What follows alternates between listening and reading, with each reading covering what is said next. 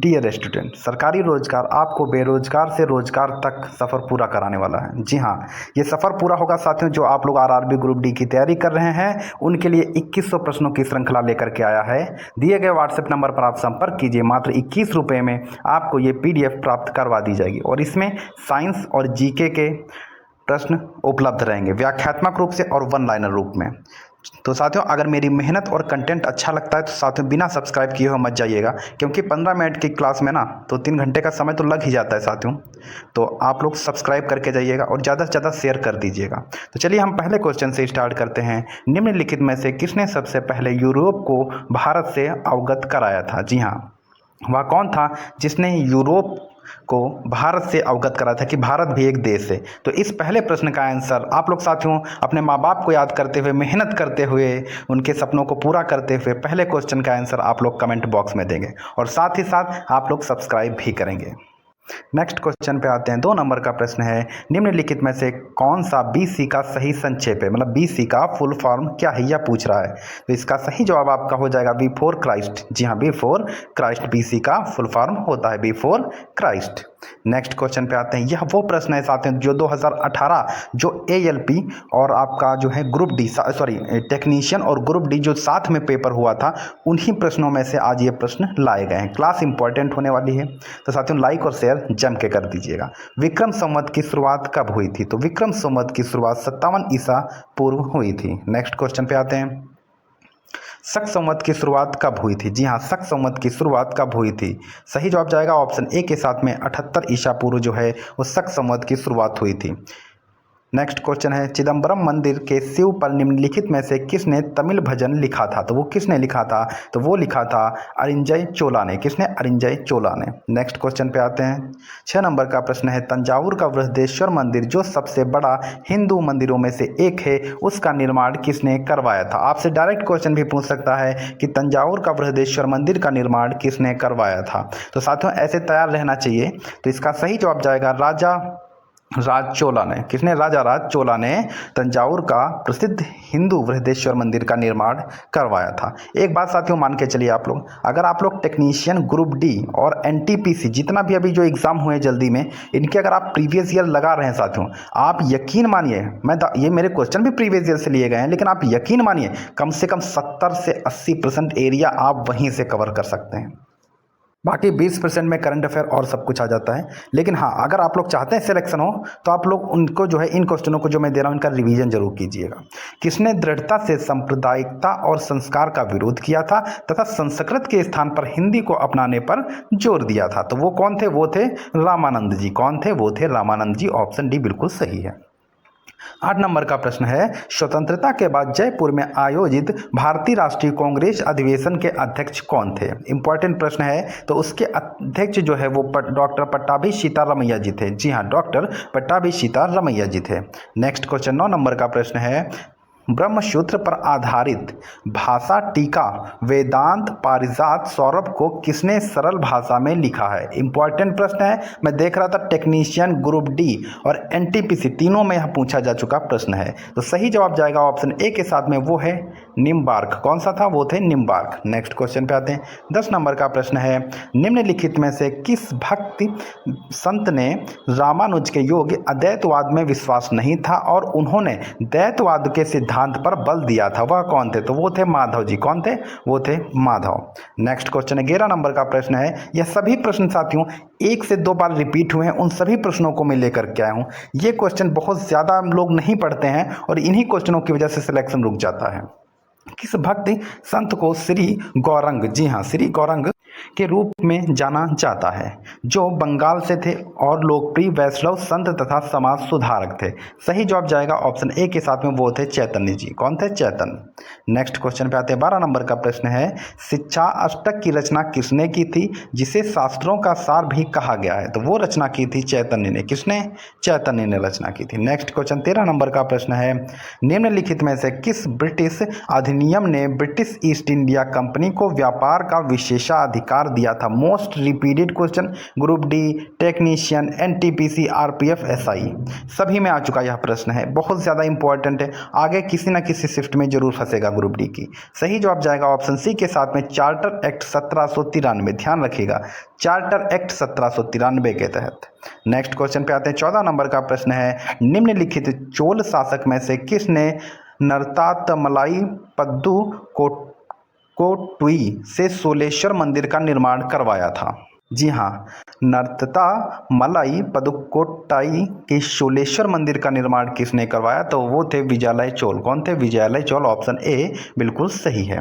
Next question पे आते हैं। 15 नंबर का प्रश्न है, निम्नलिखित में से किसने 1909 में भारतीय राष्ट्रीय कांग्रेस के लाहौर अधिवेशन की अध्यक्षता की थी? तो वो थे मदन मोहन मालवीय जी। 1909 में भारतीय राष्ट्रीय कांग्रेस के लाहौर अधिवेशन की अध्यक्षता मदन मोहन मालवीय जी ने की थी। साथियों, इस प्रश्नों के जो है आप लोग कमेंट में आंसर दिया कीजिए, थोड़ा टफ जरूर हो जाता है, लेकिन ये क्वेश्चन आपको कभी नहीं भूलेंगे और एग्जाम में सफल होने के चांस आपके बहुत ज़्यादा बढ़ जाएंगे। और एक प्यारा सा कमेंट अगर अच्छा लगता है, वीडियो मेहनत अच्छी लगती है, बहुत मेहनत लगती है साथियों, तो एक प्यारा सा कमेंट जरूर कर दीजिएगा और साथ ही सब्सक्राइब करके बेल आइकन दबा दीजिएगा। 16 नंबर का प्रश्न है, निम्नलिखित में से किस अधिवेशन में कांग्रेस दो भागों नरम दल में और गरम दल में विभाजित हो गई थी? सही जवाब जाएगा ऑप्शन ए के साथ में, वो था सूरत अधिवेशन। नेक्स्ट क्वेश्चन 17 नंबर का प्रश्न है, निम्नलिखित में से कौन पहला ब्रिटिश था जिसने भारतीय राष्ट्रीय कांग्रेस की अध्यक्षता की? तो वो थे जॉर्ज यूल। नेक्स्ट क्वेश्चन पे आते हैं। 18 नंबर का प्रश्न है, भारतीय राष्ट्रीय कांग्रेस के किस अधिवेशन में पूर्ण स्वराज्य के लिए प्रस्ताव पारित किया गया था? तो वो था लाहौर अधिवेशन। इंपॉर्टेंट प्रश्न है, यह कई बार प्रश्न आ चुका है लाहौर अधिवेशन में। नेक्स्ट क्वेश्चन 19 नंबर का है, कांग्रेस के पहले अधिवेशन में कुल कितने सदस्य शामिल थे? तो सही जवाब जाएगा ऑप्शन सी के साथ में, वो थे 72 सदस्य शामिल थे। नेक्स्ट क्वेश्चन पे आते हैं। 20 नंबर का प्रश्न है, भारतीय राष्ट्रीय कांग्रेस के किस अधिवेशन में वंदे मातरम को पहली बार गाया गया था? तो सही जवाब जाएगा ऑप्शन डी के साथ में, वो था 1896 का कलकत्ता अधिवेशन। 21 नंबर का प्रश्न है, भारतीय राष्ट्रीय कांग्रेस के जिस अधिवेशन में वंदे मातरम को पहली बार गाया गया था उसकी अध्यक्षता किसने की थी? तो उसकी अध्यक्षता जो है रहीमतुल्लाह एम सयानी ने की थी। किसने? रहीमतुल्लाह एम सयानी ने। नेक्स्ट क्वेश्चन 1612 ईस्वी का है। 1612 ईस्वी में अंग्रेजी बेड़े ने किस युद्ध में पुर्तगालियों को हराया था? तो वो था सूरत। कहाँ? सूरत में। नेक्स्ट क्वेश्चन 23 नंबर का प्रश्न है, कुतुबुद्दीन ऐबक ने कब गुलाम वंश की स्थापना की थी? तो वो की थी 1206 ईस्वी में। जी हाँ, 1206 ईस्वी में कुतुबुद्दीन ऐबक ने गुलाम वंश की स्थापना की थी। नेक्स्ट क्वेश्चन है, कांग्रेस के पहले अधिवेशन के समय ब्रिटिश भारत का वायसराय कौन था? तो ब्रिटिश भारत का वायसराय लॉर्ड डफरिन था। कौन था? लॉर्ड डफरिन था। ऑप्शन बी बिल्कुल सही है। नेक्स्ट क्वेश्चन 25 नंबर का प्रश्न है, भारतीय राष्ट्रीय कांग्रेस के पहले अधिवेशन की अध्यक्षता किसने की थी? तो वो की थी डब्ल्यू.सी. बनर्जी ने। जी हाँ, किसने?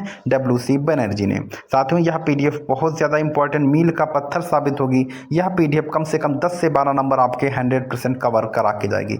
बस शर्त यह है कि आप लोग इसका रिवीजन जरूर कर लीजिएगा। मध्य प्रदेश में प्रदूषण नियंत्रण बोर्ड की स्थापना कब की गई थी? तो वो की गई थी 1974 में। कब की गई थी? 1974 में। नेक्स्ट क्वेश्चन 27 नंबर का प्रश्न है, मध्य प्रदेश में न्यूज़ प्रिंट का कारखाना कहाँ है? जी हाँ, मध्य प्रदेश में न्यूज़ प्रिंट का कारखाना कहाँ है? सही जवाब जाएगा ऑप्शन सी के साथ में, वो था नेपानगर। कौन था? वो था नेपानगर। नेक्स्ट क्वेश्चन 28 नंबर का प्रश्न है, मध्य प्रदेश में घड़ी बनाने का एकमात्र कारखाना कहाँ है? तो वो है बैतूल में। कहाँ है? तो वो है बैतूल में। नेक्स्ट क्वेश्चन 29 नंबर का प्रश्न है, इंदिरा गांधी राष्ट्रीय मानव संग्रहालय कहाँ स्थित है? तो इंदिरा गांधी राष्ट्रीय मानव संग्रहालय जो है वो भोपाल में स्थित है। ऑप्शन ए बिल्कुल सही है। नेक्स्ट क्वेश्चन है 30 नंबर का प्रश्न है, डेट्रॉइट ऑफ इंडिया। जी हाँ, डेट्रॉइट ऑफ इंडिया के नाम से किसे जाना जाता है? तो वो जाना जाता है पीथमपुर को। जी हाँ, पीथमपुर को डेट्रॉइट ऑफ इंडिया के नाम से जाना जाता है। नेक्स्ट क्वेश्चन 31 नंबर का प्रश्न है, मध्य प्रदेश में विश्वामित्र पुरस्कार किस क्षेत्र में दिया जाता है? तो वो दिया जाता है खेल के क्षेत्र में। जी हाँ। नेक्स्ट क्वेश्चन 32 नंबर का प्रश्न है, खजुराहो के प्रसिद्ध मंदिरों का निर्माण किस वंश के शासकों ने करवाया था? कई बार पूछा गया प्रश्न है, खजुराहो के प्रसिद्ध मंदिरों का निर्माण किस वंश के शासकों ने करवाया था? तो वो थे चंदेल वंश के। जी हाँ, चंदेल वंश के। नेक्स्ट क्वेश्चन पे आते हैं। 33 नंबर का प्रश्न है, मध्य प्रदेश की सीमा किस राज्य से नहीं लगती है? जी हाँ, मध्य प्रदेश की सीमा किस राज्य से नहीं लगती है? सही जवाब जाएगा ऑप्शन डी के साथ में, वो था झारखंड। वो था झारखंड। नेक्स्ट क्वेश्चन है 34 नंबर का प्रश्न है, पाताल पानी जलप्रपात किस नदी पर स्थित है? जी हाँ, पाताल पानी जलप्रपात किस नदी पर स्थित है? सही जवाब जाएगा ऑप्शन ए के साथ में, वो है चंबल नदी। पाताल पानी जलप्रपात किस नदी पर स्थित है? तो वो है चंबल नदी। नेक्स्ट क्वेश्चन 35 नंबर का प्रश्न है, चंद्रशेखर आजाद जी का जन्म मध्य प्रदेश के किस जिले में हुआ था? तो कहाँ हुआ था? झाबुआ में। जी हाँ, झाबुआ में। चंद्रशेखर आजाद जी का जन्म मध्य प्रदेश के झाबुआ जिले में हुआ था। नेक्स्ट क्वेश्चन, किसी को अगर गांव का नाम पता है तो कमेंट बॉक्स में, एक सच्चे देशभक्त होने के नाते कमेंट बॉक्स में जो है चंद्रशेखर आजाद जी के गांव का नाम आप लोग कमेंट बॉक्स में टाइप कर दीजिएगा। 36 नंबर का प्रश्न है, सीधी जिले का निर्माण कब हुआ था? तो वो हुआ था 2008 में। नेक्स्ट क्वेश्चन 37 नंबर का प्रश्न है, मध्य प्रदेश की कौन सी नदी के द्वारा मृदा अपरदन सर्वाधिक होता है? तो वो होता है चंबल नदी के द्वारा। जी हाँ, चंबल नदी के द्वारा। नेक्स्ट क्वेश्चन 38 नंबर का प्रश्न है, मध्य प्रदेश का सबसे छोटा अभयारण्य कौन सा है? तो मध्य प्रदेश का सबसे छोटा अभयारण्य है राला मंडल। कौन सा है? तो वो है राला मंडल। नेक्स्ट क्वेश्चन 39 नंबर का प्रश्न है, तानसेन का जन्म कहाँ हुआ था? जी हाँ, तानसेन का जन्म जो है वो ग्वालियर में हुआ था। कहाँ हुआ था? ग्वालियर में हुआ था। ऑप्शन ए बिल्कुल सही है और यह क्वेश्चन कई बार पूछा जा चुका है। झाड़ी दाहा जलप्रपात किस नदी पर बना हुआ है? तो झाड़ी दाहा जलप्रपात जो है वो चंबल नदी पर बना हुआ है। ऑप्शन ए बिल्कुल सही है। नेक्स्ट क्वेश्चन 41 नंबर का प्रश्न है, मध्य प्रदेश के किस जिले में सर्वाधिक पवन चक्कियां हैं? जी हाँ, तो वो जिला है इंदौर। कौन सा है? तो वो है इंदौर। नेक्स्ट क्वेश्चन 42 नंबर का प्रश्न है, मध्य प्रदेश में आकाशवाणी की शुरुआत किस नगर से हुई थी? तो वो हुई थी इंदौर से। कहाँ से हुई थी? तो वो हुई थी इंदौर से। नेक्स्ट क्वेश्चन पे आते 43 नंबर का प्रश्न है, पेंच जल विद्युत परियोजना किन दो राज्यों की संयुक्त परियोजना है? तो वो है मध्य प्रदेश और महाराष्ट्र की। जी हाँ, मध्य प्रदेश और महाराष्ट्र की पेंच जल विद्युत परियोजना है। और यह किस नदी पर स्थित है? कमेंट बॉक्स में छाप दीजिए। मध्य प्रदेश का नाम किसने दिया था? तो मध्य प्रदेश का नाम जो है जवाहरलाल नेहरू ने दिया था। नेक्स्ट क्वेश्चन पे आते हैं। उससे पहले साथ में पीडीएफ आप लोग बाई कर लीजिएगा। मात्र 21 रुपये आप लोग इधर उधर बेकार कर देंगे, वो मंजूर हो जाएगा। लेकिन ये 21 रुपये की पीडीएफ आप लोगों के आरआरबी ग्रुप डी के एग्जाम में बहुत ज़्यादा सहायता करने वाली है। तो इधर उधर पैसे ना बर्बाद करके सही जगह 21 रुपये लगाइए साथियों, और सिलेक्शन अपना पक्का कीजिए। मध्य प्रदेश के उच्च न्यायालय का मुख्यालय कहाँ स्थित है? तो सही जवाब जाएगा ऑप्शन सी के साथ में, वो है जबलपुर। नेक्स्ट क्वेश्चन 46 नंबर का है, पाक स्टेट जल डमरू मध्य कहाँ से सबसे नज़दीक है? तो वो है तमिलनाडु से सबसे नज़दीक है। नेक्स्ट क्वेश्चन है 47 नंबर का प्रश्न है, निम्न में से कौन सा देश सार्क का सदस्य नहीं है? तो वो सही जवाब जाएगा ऑप्शन डी के। निम्न में से पूछ रहा है, देखो निम्न में से जो है थाईलैंड जो है वो सार्क का सदस्य नहीं है। नेक्स्ट क्वेश्चन 48 नंबर का प्रश्न है, नींबू के रस का पीएच लगभग होता है? तो वो पीएच कितना होगा? तो वो पीएच होता है 2.2। नेक्स्ट क्वेश्चन पे आते हैं। 49 नंबर का प्रश्न है, निम्न में से किससे आप यूरी गागरिन को संबंधित करेंगे? तो वो संबंधित हैं अंतरिक्ष यात्री। कौन है? अंतरिक्ष यात्री। नेक्स्ट क्वेश्चन 50 नंबर का प्रश्न है, निम्न में से कौन सा ग्रह सूर्य की परिक्रमा करने में सबसे अधिक समय लेता है? तो वो है बृहस्पति। जी हाँ, ऑप्शन डी बिल्कुल सही है। तो जो बृहस्पति है वो सूर्य की परिक्रमा करने में सबसे अधिक समय लेता है। कितना समय लगता है बताइए? रिचर्ड एटनबरो की फिल्म गांधी में महात्मा गांधी का अभिनय किसने किया था? बहुत बढ़िया फिल्म है, आप लोग एक बार जरूर देखिएगा अगर समय मिलता है। सही जवाब जाएगा ऑप्शन बी के साथ में, बेन किंग्सले। कौन है? Ben Kingsley. हिस्ट्री को और गांधी को समझने के लिए बहुत ज़्यादा इंपॉर्टेंट फिल्म है ये। कपिल वस्तु संबंधित है। जी हाँ, कपिल वस्तु संबंधित है। तो सही जवाब जाएगा ऑप्शन डी के साथ में, वो है भगवान बुद्ध से। नेक्स्ट क्वेश्चन 43 नंबर का प्रश्न है, भोपाल गैस कांड किस तिथि को हुआ था? इंपॉर्टेंट प्रश्न है और कई बार यह प्रश्न पूछे जा चुके हैं भोपाल गैस त्रासदी से जुड़े हुए। तो वो हुई थी 3 दिसंबर 1984 में। जी हाँ, 3 दिसंबर 1984 में। नेक्स्ट क्वेश्चन 54 नंबर का प्रश्न है, फ़ारेनहाइट पर 98.6 तापमान सेल्सियस पैमाने पर कितना होता है? तो वो होता है 37 डिग्री। कितना होगा? 37 डिग्री। नेक्स्ट क्वेश्चन 55 नंबर का प्रश्न है, सामान्य व्यक्ति की सामर्थ्य होती है? तो सामान्य व्यक्ति की सामर्थ्य जो है वो 0.05 से 1 हार्स पावर के बीच में होती है। नेक्स्ट क्वेश्चन 56 नंबर का प्रश्न है, रक्तअल्पता खून की कमी एक दशा है जो संबंधित है? तो वो संबंधित किससे होगी? आप लोग कमेंट बॉक्स, साथियों कमेंट बॉक्स में जरूर दिया कीजिए आंसर। आप लोग यकीन मानिए ना, आप लोग सबसे बेहतर करेंगे। नेक्स्ट क्वेश्चन है राष्ट्रीय ग्रामीण विकास संस्थान कहाँ स्थित है? तो वो स्थित है हैदराबाद में। कहाँ स्थित है? हैदराबाद में स्थित है। नेक्स्ट क्वेश्चन 58 नंबर का प्रश्न है येन किस देश की मुद्रा है? येन किस देश की मुद्रा है? तो सही जवाब जाएगा ऑप्शन सी के साथ में, वो है जापान। नेक्स्ट क्वेश्चन 59 नंबर का प्रश्न है भारत का राष्ट्रीय वृक्ष कौन सा है? तो भारत का राष्ट्रीय वृक्ष जो है वो है बरगद। नेक्स्ट क्वेश्चन पे आते हैं 60 नंबर का प्रश्न है केंद्रीय चर्म अनुसंधान संस्थान कहाँ स्थित है? तो वो स्थित है चेन्नई में। केंद्रीय चर्म अनुसंधान संस्थान चेन्नई में स्थित है। नेक्स्ट क्वेश्चन है पर्यावरण पर पहला संयुक्त राष्ट्र सम्मेलन कहाँ आयोजित हुआ था? तो वो हुआ था स्टॉकहोम में। कहाँ हुआ था? स्टॉकहोम में। नेक्स्ट क्वेश्चन है जादूगोड़ा की खान किस लिए प्रसिद्ध है? ग्रुप डी में 3 बार पूछा गया प्रश्न। जादूगोड़ा की खान किस लिए प्रसिद्ध है? सही जवाब जाएगा ऑप्शन सी के साथ में, वो है यूरेनियम। नेक्स्ट क्वेश्चन 63 नंबर का प्रश्न है नरोरा परमाणु विद्युत केंद्र कहाँ स्थित है? तो नरोरा जो है वो स्थित है उत्तर प्रदेश में।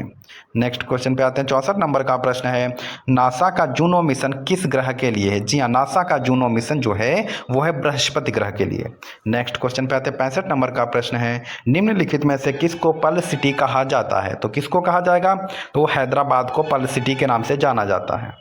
नेक्स्ट क्वेश्चन पे आते हैं 66 नंबर का प्रश्न है भारत रत्न पुरस्कार प्राप्त करने वाली पहली महिला है? तो वो कौन थी? वो थी इंदिरा गांधी जी, माफ़ी चाहेंगे, इंदिरा गांधी जी भारत रत्न प्राप्त करने वाली पहली महिला थी। नेक्स्ट क्वेश्चन 67 नंबर का है मर्डो उपरांत भारत रत्न की उपाधि लेने वाला प्रथम व्यक्ति कौन था? तो वो थे लाल बहादुर शास्त्री जी। कौन थे? लाल बहादुर शास्त्री जी। ऑप्शन सी बिल्कुल सही। बहुत अच्छे, बहुत प्रिय नेता थे। 13 ताली किस राज्य का लोक नृत्य है? जी हाँ, 13 ताली किस राज्य का लोक नृत्य है? तो सही जवाब जाएगा ऑप्शन ए के साथ में, वो है मध्य प्रदेश। कौन सा है? वो है Madhya Pradesh.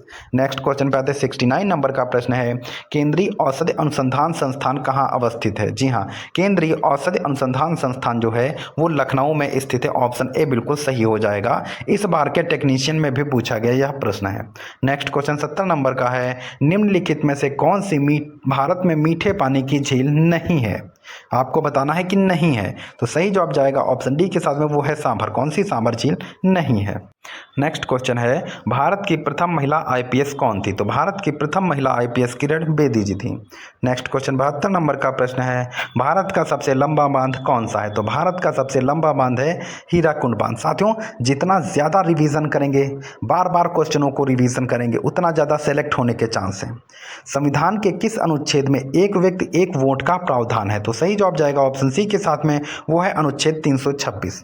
Next question 74 number का प्रश्न है अशोक का धर्म, जी हाँ, किस धर्म से प्रभावित था? तो वो था बौद्ध धर्म से। अशोक जो है वो बौद्ध धर्म से बहुत प्रभावित था। नेक्स्ट क्वेश्चन पे आते हैं 75 नंबर का प्रश्न है भारत में पहला समाचार पत्र कौन सा था? इंपॉर्टेंट प्रश्न है, कई बार रिपीटेड प्रश्न है, आगे भी आने की प्रबल संभावना है।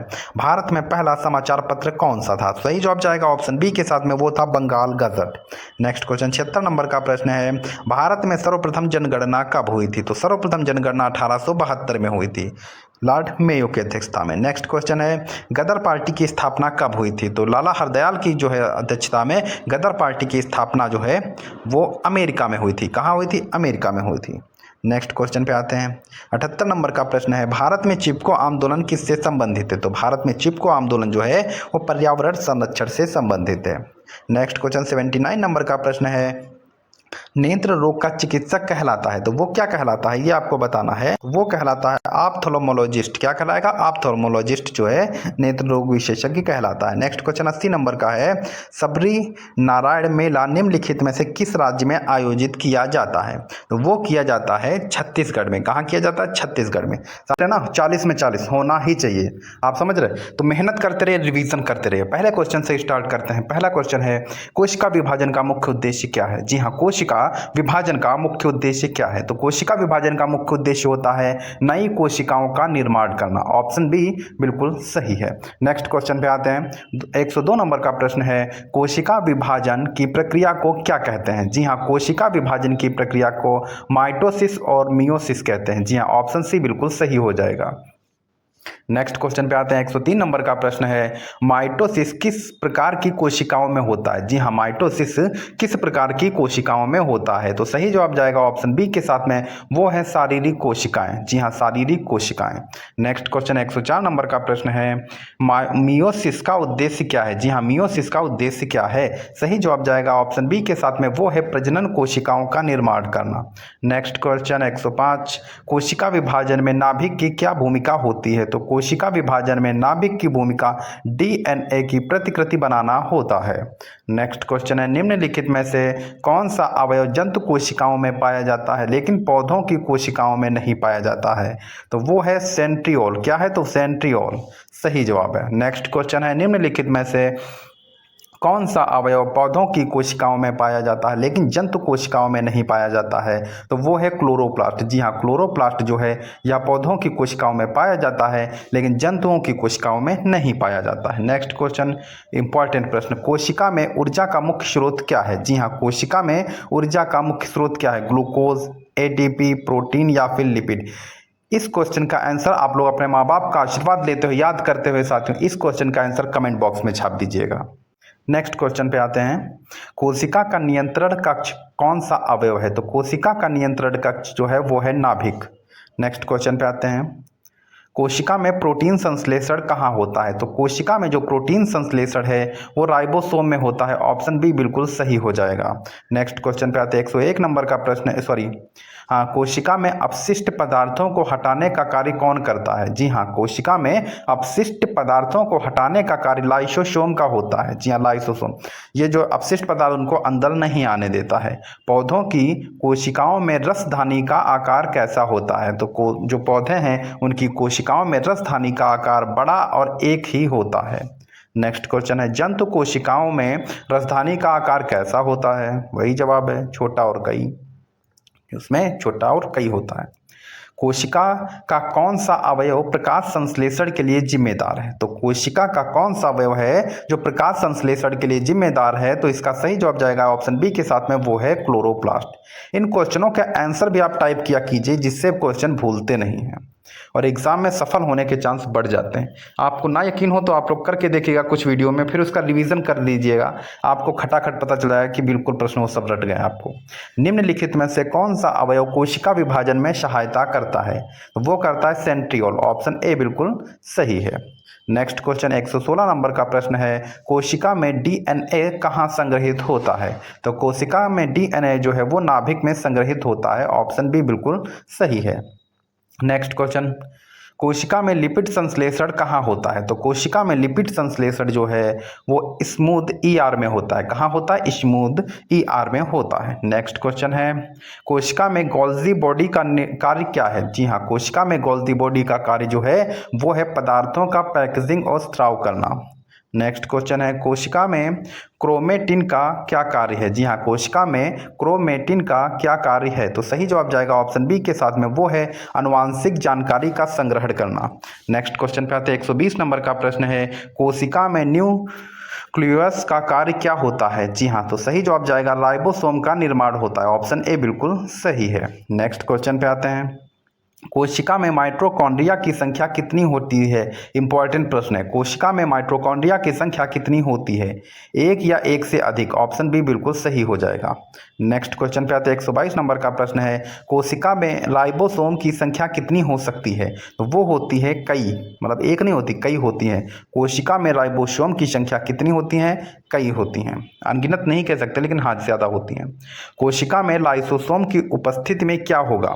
तो कोशिका में जब लाइसोसोम की उपस्थिति होता है तो कोशिका में अपशिष्ट जमा होगा। नेक्स्ट क्वेश्चन है, बताना एक भी क्वेश्चन साइंस का नहीं छूटने दूंगा। कोशिका में क्लोरोप्लास्ट की अनुपस्थिति में क्या होगा? तो वो क्या होता है? प्रकाश संश्लेषण रुक जाएगा। ऑप्शन बी बिल्कुल सही है।